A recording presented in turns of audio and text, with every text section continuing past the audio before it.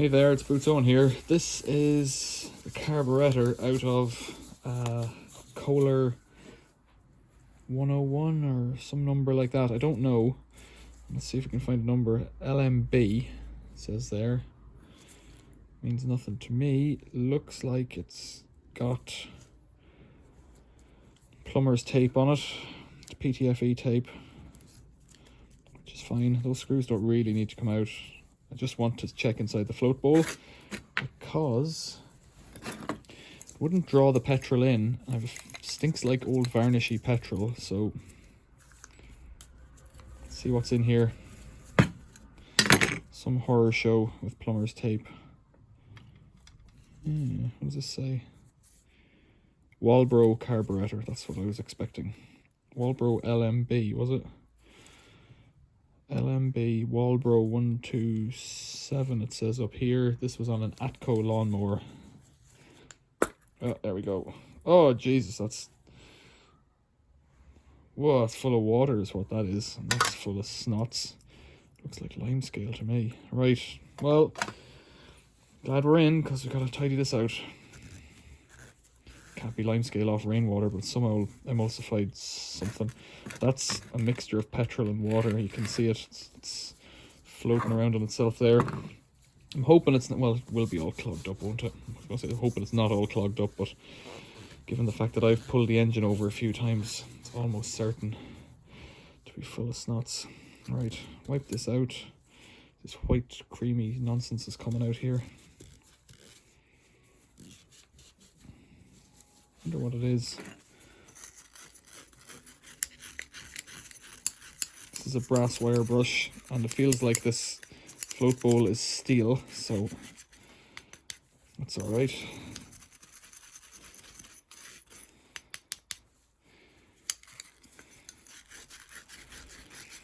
Four stroke, so shouldn't have any oil mix in it.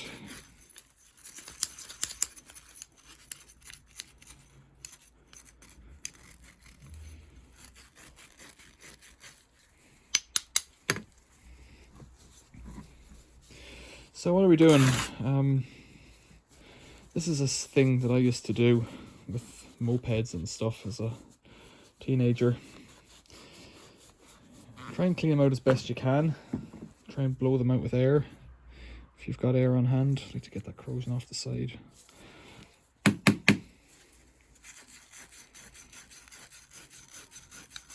It's coming off quite freely, really.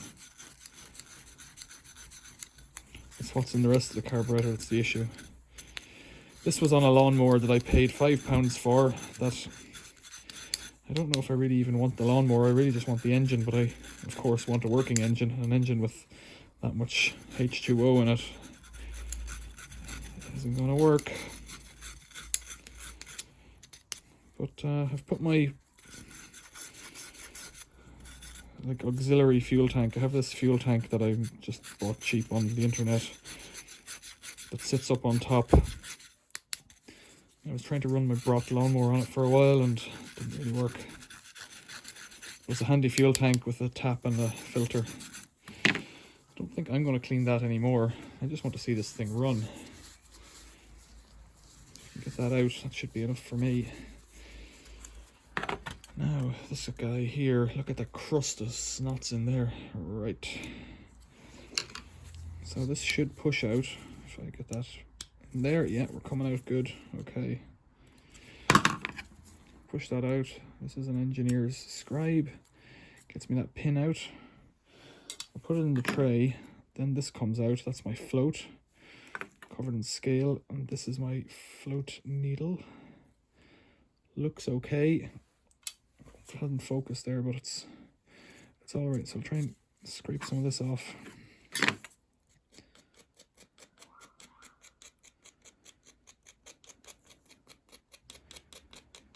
I'm always optimistic about these small engines, but they are a nightmare. An absolute nightmare, especially when you get them like this, you know. I think if I can, the thing with this machine would be to get, if it's got a spark, of course, if it's got a spark, it would be to get like the equivalent of a Honda clone carburetor for it, because that usually helps a great deal. Just means that they work after that normally. Look at that little brass hole there, like this is what you're up against.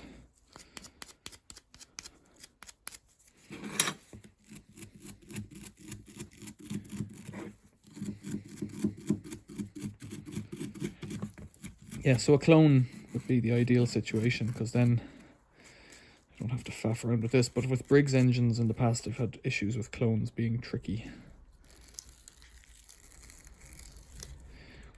Now I might have to blow this out with an airline to help it dry off. The other option is to put it in a bath in a ultrasonic cleaner, but I haven't had much success doing that with carbs. This is the choke thing here, the choke lever. It's got a little spring there that gives it a detent. Kind of cool. There's a jet over on that side in there. Main jet is underneath, and that is the thing that's controlled by this fellow.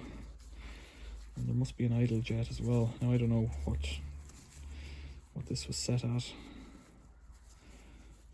or if it was even set correctly. I suspect if it's covered in this PTFE tape that it was leaking in the past. I don't really want to deal with it. That's got a flat top on it, if you can see. May make a difference, may not. If you get the float working, get a bit of petrol into it, it'll be half the battle.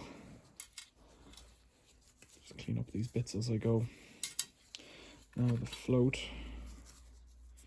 Brass, very delicate. I kind of like these older ones where they're made out of a soldered pair of matching brass pieces. You can see top and a bottom. And then they kind of moved over to various types of plastics and stuff.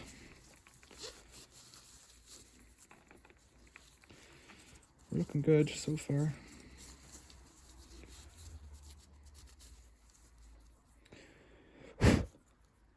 It's all watery oil on it.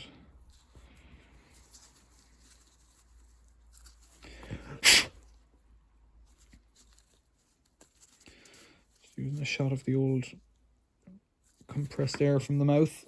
Right, that's that. There's a seat there for the air fuel in. I'm not worried about that because that'll either work or it won't. There's a hole there. That's a vacuum to the engine, I think.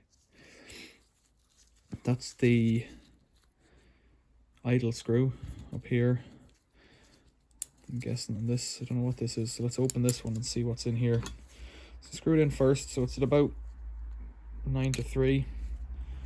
Half a turn, 1 turn-ish, just under 1 turn.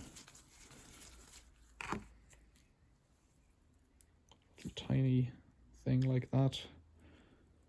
Can't see, but we'll give that a shot of air as well. I'll do that and come back. So I gave it a shot with compressed air, and I'd be concerned that when I shot it in here, I'm not convinced it's going anywhere, so that might be blocked, but what are you gonna do?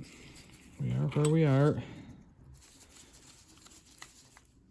So that's it there, and it was about there. And we'll reassemble this fellow. This will certainly work this time, I think. And how does this go? Like this? I think it just stops it coming down. It's not attached to it like some ones are.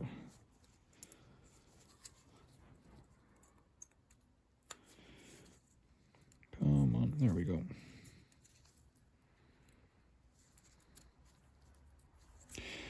Okay, that's that. This one comes in from below. I could try this, but I'm not optimistic about it. I need a bigger screwdriver. So in here maybe is a thing called the emulsion tube. If it doesn't want to come out though, sometimes they don't. Precious little I can do, it'll just break. I've knackered other ones, or they were already knackered of some other ones on Briggs engines. Is that in the right way up? There's no other way to do it really.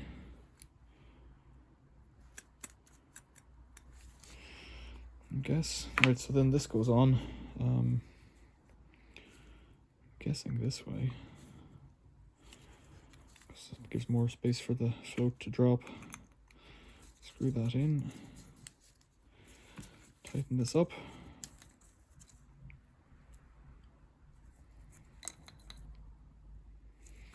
There's not much more to it then, really. Put it back in the machine.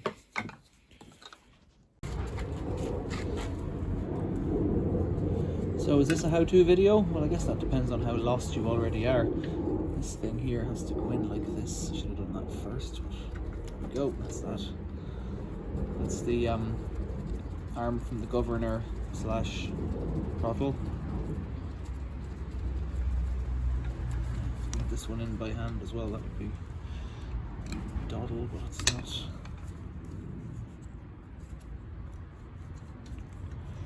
It's not easy. Slacken this one off a bit. Don't want that fuel line to drop up there. Jump to it.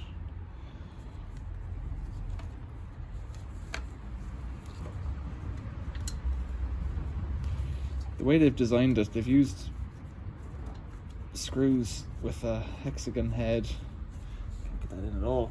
But then they've also put a screwdriver head on them, which makes it, in theory, quite convenient, except that there's all this stuff in the way. You can't actually get your screwdriver in there to drive the things in. You couldn't get a socket on it either.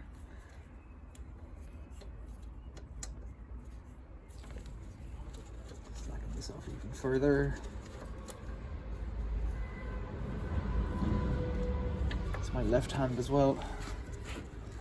Can't get my right hand in there, can I?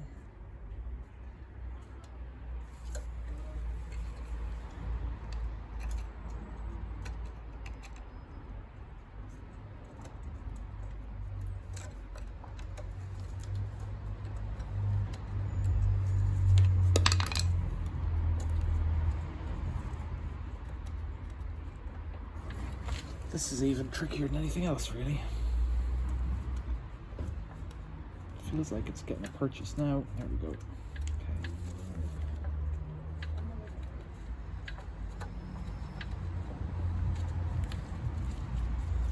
Get one in. Make myself feel like I've got somewhere. There we go. This one.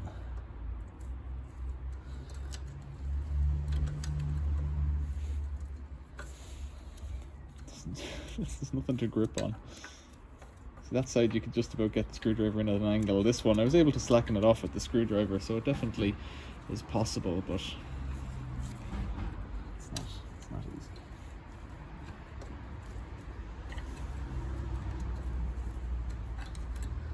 Bring it around a little bit each side of that screw.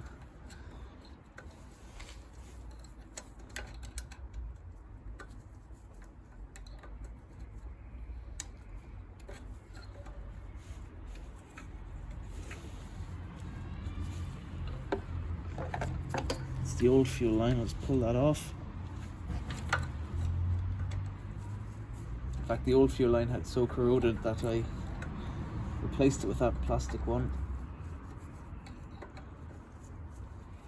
As the screw goes in further, it's easier for me to get a move on it.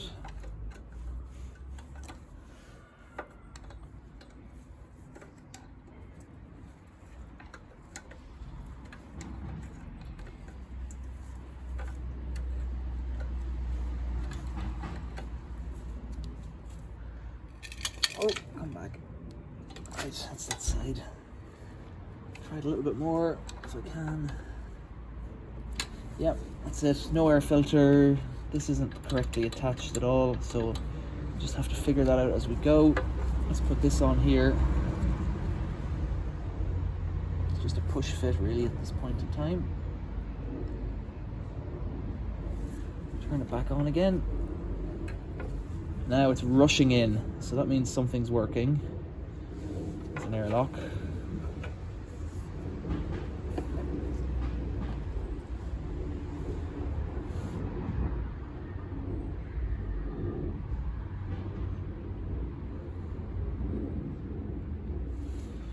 The hose is just foolishly long.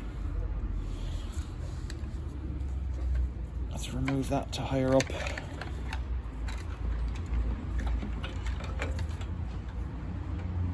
Get a bit of a go on it. Just dripping fuel onto the cylinder head. That's always happy. Let's see if it starts. I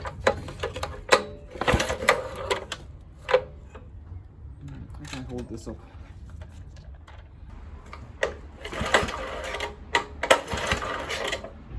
Choke on.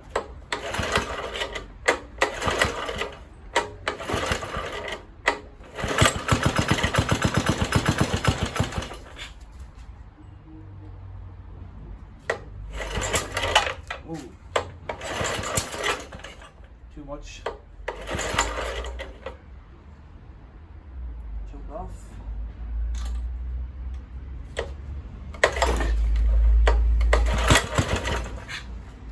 It's firing.